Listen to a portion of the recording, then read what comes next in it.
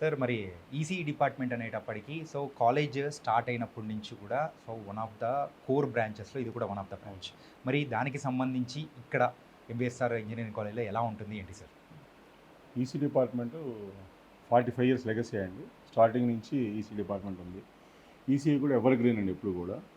ఈసీఈలో ఏంటంటే మెయిన్ ఏంటంటే computer science వచ్చినా, ఏదొచ్చినా, ఐటీ వచ్చినా, ఏ కోర్ బ్రాంచ్ వచ్చినా కూడా ఈసీఈ డిమాండ్ ఎప్పుడు తగ్గట్లేదు విడిగా. రోజు రోజు పెరుగుతూనే ఉంది యాక్చువల్‌గా. అండ్ స్టడీగా గ్రోత్ ఉంటుంది యాక్చువల్‌గా.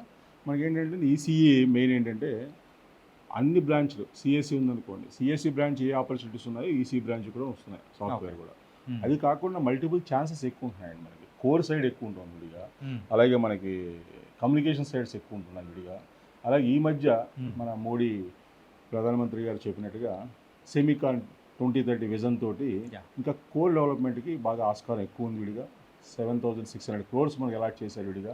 సో దాంతో మన కోర్ ఇండస్ట్రీ బాగా ఇంప్రూవ్ అయ్యే అవకాశాలు చాలా ఉన్నాయి. అలాగే హైదరాబాద్లో ఎప్పుడు కూడా హార్డ్వేర్ సిటీ ఇప్పుడు ఎస్టాబ్లిష్ చేయడం అయింది.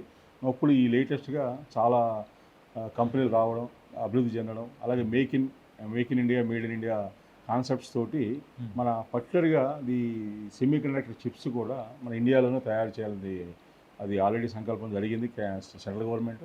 సో దాంతో ఈసీఈకి చాలా అవకాశాలు, మెరుగైన అవకాశాలు ఉంటాయి. అలాగే న్యూగా క్వాంటమ్ టెక్నాలజీ అని వచ్చింది. సో క్వాంటమ్ టెక్నాలజీ మీద కూడా మనకి చాలా అవకాశాలు మెరుగుపడుతున్నాయి. అలాగే మనకి ఏంటంటే మనం హ్యాపీ టు ఇన్ఫార్మ్ దట్ మనకి ఈసీఈలో కూడా మేము minor degree in quantum technology start చేసామండి.